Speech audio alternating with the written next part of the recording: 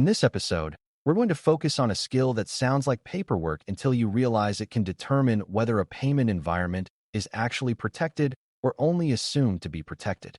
Organizations rely on third parties and service providers all the time, and those relationships often come with promises about security controls, responsibilities, and compliance coverage. The danger is that people hear a promise once, file it away mentally, and then operate for months or years as if the promise is automatically true. Verification is the discipline of checking what a provider is actually attesting to, what they are not attesting to, and what your organization still must do to meet its obligations. In payment environments, the language can be formal, and the consequences can be serious if you misunderstand scope, dates, or responsibilities. By the end, you should understand what an attestation of compliance, AOC, is, what it can and cannot prove, and how careful contract verification reduces risk and prevents unpleasant surprises during incidents or audits. Before we continue, a quick note. This audio course is a companion to our course companion books. The first book is about the exam and provides detailed information on how to pass it best. The second book is a Kindle-only ebook that contains 1,000 flashcards that can be used on your mobile device or Kindle. Check them both out at cyberauthor.me in the Bare Metal Study Guide series. A good place to begin is separating confidence from evidence, because new learners often assume that professional-looking documents are automatically trustworthy. An AOC is a document that states a service provider has been assessed against certain requirements and is claiming compliance for a defined scope and time period. That sounds straightforward, but the key word is defined, because the value of an AOC depends entirely on what exactly was assessed, which services were included, which locations were included, and what dates the attestation covers. Beginners sometimes treat an AOC like a universal shield, believing it means everything the provider does is compliant, but that is not how it works. An AOC is closer to a signed statement about a specific slice of reality, and your job is to make sure that slice matches what you are using and how you are using it. Verification with rigor means reading with skepticism in a healthy way, looking for scope boundaries, and making sure your internal assumptions line up with what the provider is actually claiming.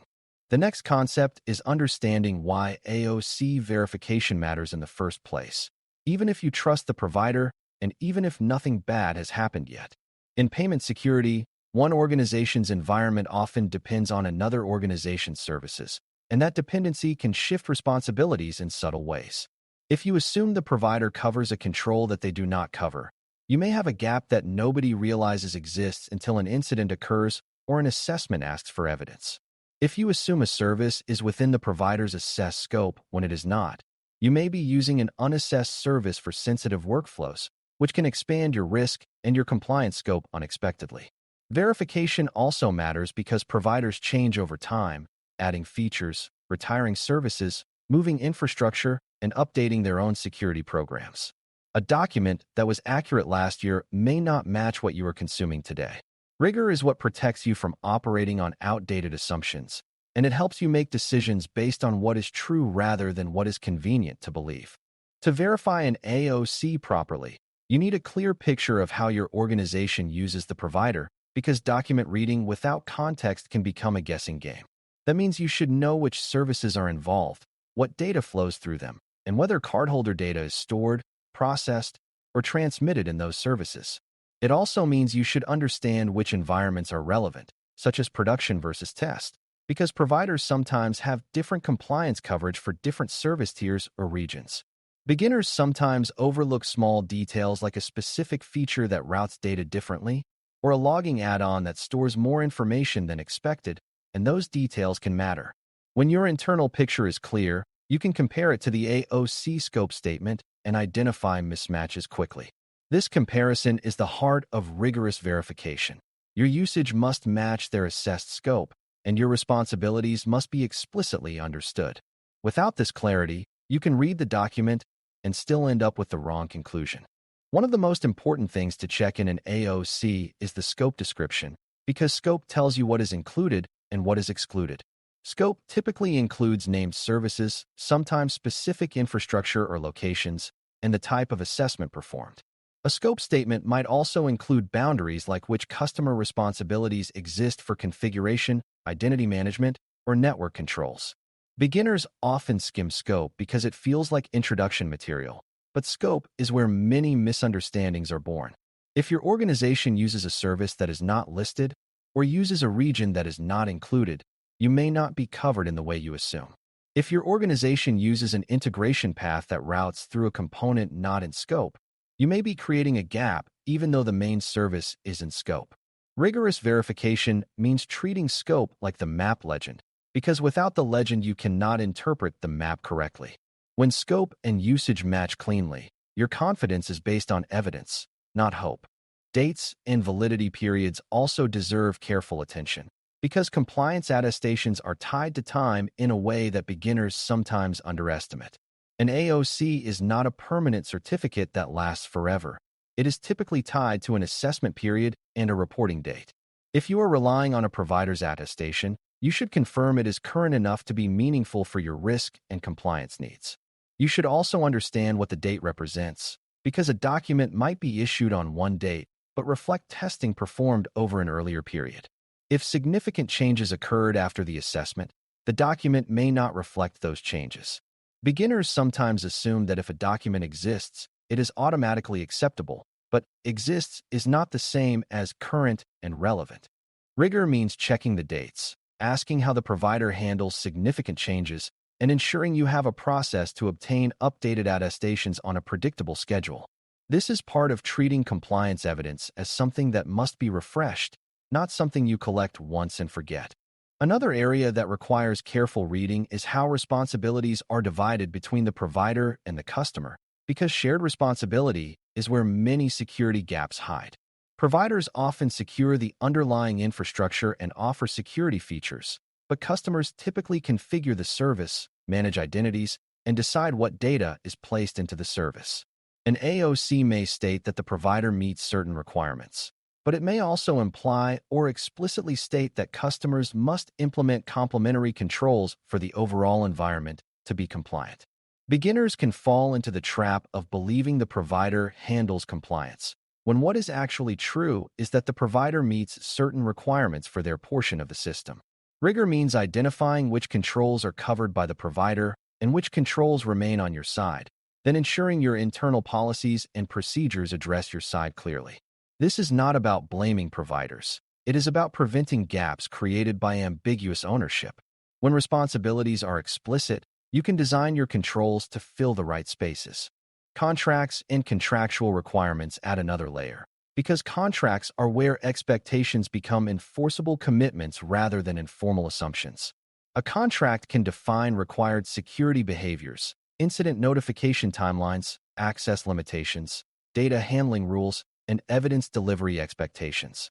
Beginners sometimes think contracts are purely legal documents, but in security they are also operational documents, because they define what the provider must do and what you are allowed to demand.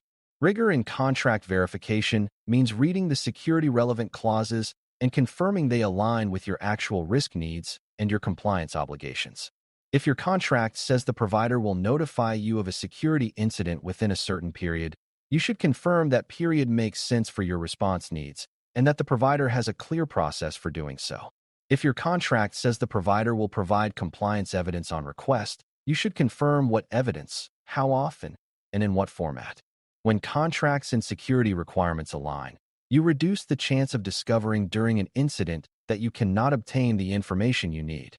A very practical piece of rigorous verification is confirming that the service you purchased is the service that was assessed, because product naming and service bundling can create confusion.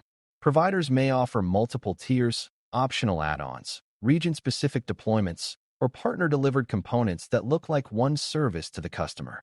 If your environment depends on a feature that is delivered through a different platform or a subcontractor, the AOC you received may not cover that feature. Beginners often assume that if the provider's brand name is on the service, the compliance coverage automatically applies to all parts of the experience. But large providers often have complex service catalogs. Rigor means matching your service identifiers, service regions, and deployment models to what the attestation describes.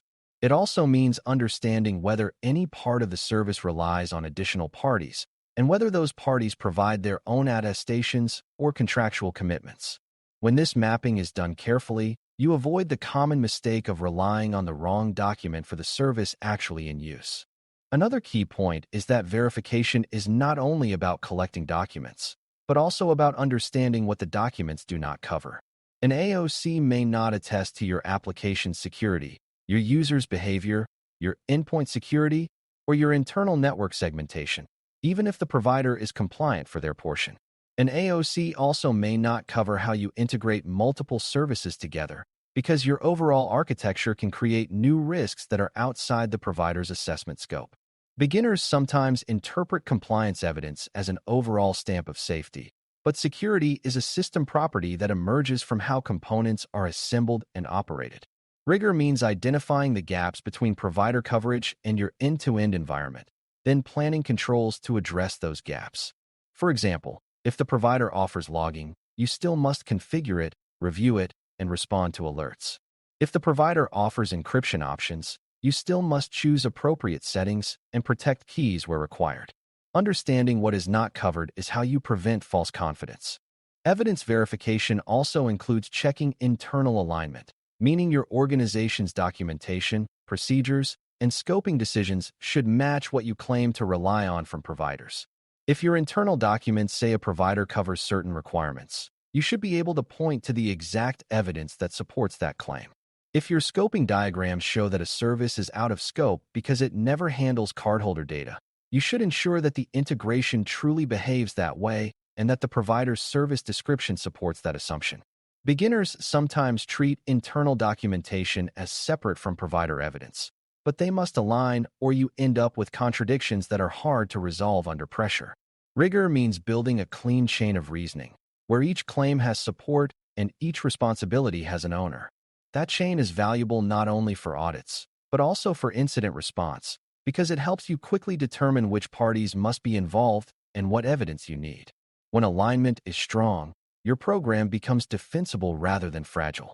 It is also important to recognize that providers can have incidents, and rigorous verification prepares you for that reality by ensuring your contract and evidence expectations support rapid, effective response. If a provider experiences a breach that could affect your environment, you need clear notification pathways, clear points of contact, and clear obligations for cooperation. You also need clarity about what information the provider will share, such as logs, timelines, root cause summaries, and remediation actions, within the boundaries of what they can reasonably disclose. Beginners often assume incident cooperation will be automatic, but without contractual clarity, organizations sometimes discover that the information they want is not available or not provided quickly. Rigor means confirming response expectations before an incident happens, because that is when you still have negotiating power and calm decision-making. It also means having internal procedures for how to evaluate provider incident notifications and how to decide whether your own environment must take protective actions. When response planning is connected to contract language, you reduce confusion and delays at the worst possible time. A recurring theme in rigorous verification is establishing a repeatable process rather than relying on individual effort and memory. If the verification process depends on one person who knows where documents are stored and what to look for, it will break when that person is unavailable or leaves the organization. A stronger approach is to create a routine that includes requesting updated attestations on schedule, reviewing scope and dates, mapping services to usage, confirming responsibilities, and recording conclusions in a consistent way. Beginners should understand that repeatability is a security control in its own right, because it prevents drift and prevents the organization from operating on outdated information. Repeatability also supports training, because new staff can learn a standard method rather than inventing their own.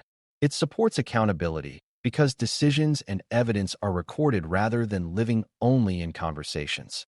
When verification is systematic, it becomes faster and more reliable, and it reduces the chance that important details are missed. Rigor is not about being slow. It is about being consistent and correct. Finally, it helps to address the beginner fear that rigorous verification is adversarial or distrustful, because that fear can cause people to avoid asking necessary questions. Verification with rigor is not about accusing providers of dishonesty. It is about recognizing that complex services have complex boundaries and that misunderstandings are common. Providers often appreciate precise questions because clear expectations reduce confusion and improve the partnership. A rigorous approach also protects providers because it prevents customers from assuming coverage that was never promised and then blaming the provider when something goes wrong. Beginners should see verification as professional communication, where both sides benefit from clarity about scope, responsibilities, and evidence. This mindset also supports ethical security practice because it avoids the dangerous shortcut of treating compliance paperwork as a substitute for real risk understanding. When you ask for specifics and confirm details, you are building an accurate shared picture of the environment.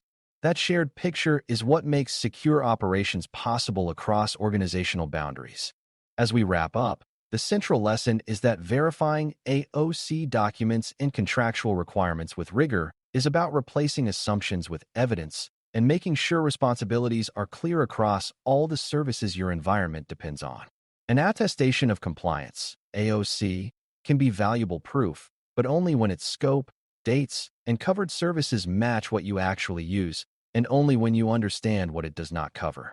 Contracts turn security expectations into enforceable commitments, which is why careful review of notification timelines, evidence obligations, access limitations, and data handling rules matters for both compliance and incident readiness.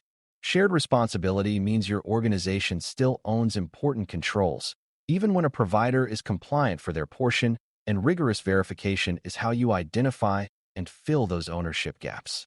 Mapping your usage to provider attestations, checking validity periods, and maintaining internal documentation alignment create a defensible chain of reasoning that holds up under assessment and under real-world stress. A repeatable verification process prevents drift and keeps evidence current as services evolve.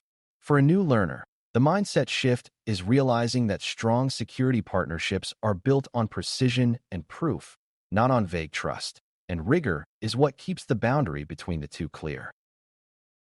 Thanks for listening. For more audio courses, daily newsletters, and more, please visit baremetalcyber.com.